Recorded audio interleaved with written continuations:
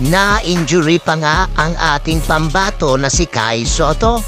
Kumusta mga idol? Game day na ang Kushigaya Alpas at Nagasaki Velka. Tapat ang Kai Sotto at AJ Edu.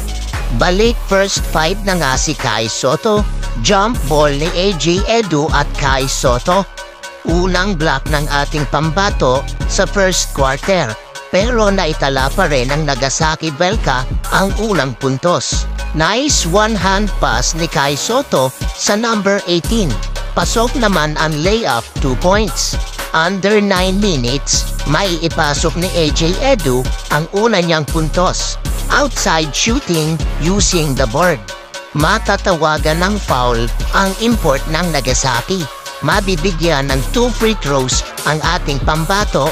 Isang free throw attempt lang ang naipasok ni Kai Sotto.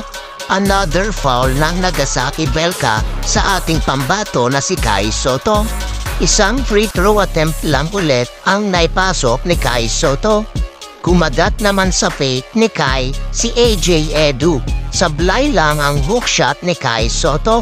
Napaibig namang tumira sa 3 si EJ Edu, sablay nga lang ang tira sa 3 points. Wala nang 1 minuto, abante ang Nagasaki ng 3 points. Maiitabla naman ng import ng Alpas sa 19 ang score. Pasok ang 3-point shot. Entering of second quarter, makukuha ni AJ Edu ang rebound. 8 minutes and 27 seconds, ipinasok ang ating pambato. Block naman agad ang may ibigay ni Kai Sotto sa import ng Nagasaki. May ipasok naman ni Kai Sotto ang floater shot inside the paint. Meron ng 4 points si Kai Sotto. Hindi matanggap ni Kai ang tawag ng referee. Foul si Kai Sotto, sobrang nipis ng tawag ng referee. Naka-low post si Kai Sotto, power move ang ginawa dito ni Kai. Pasok ang left-handed layup na may kasama pang foul. 6 points na si Kai Sotto. May ipasok naman ng ating pambato na si Kai Sotto ang 3-point play. Jeff Gibbs, pass to Kai Sotto, pasok ang 2 points ng ating pambato. 9 points na si Kai Sotto.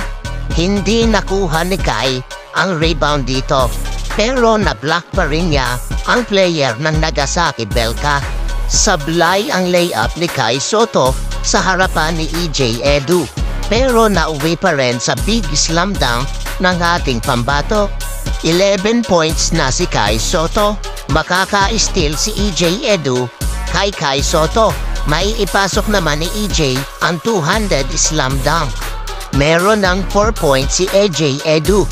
Rebound ni Kai Sotto, tinaktak pa ang bola sa board ng Nagasaki. Inbound ng ating pambato, nice pass sa import, pasok ang easy layup. End of second quarter, 42-38, abante ang Kushigaya Alpas.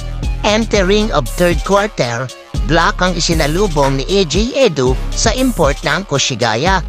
Good pass ni Kai Sotto kay Jeff Gibbs. Pasok ang 2 points na may kasama pang foul.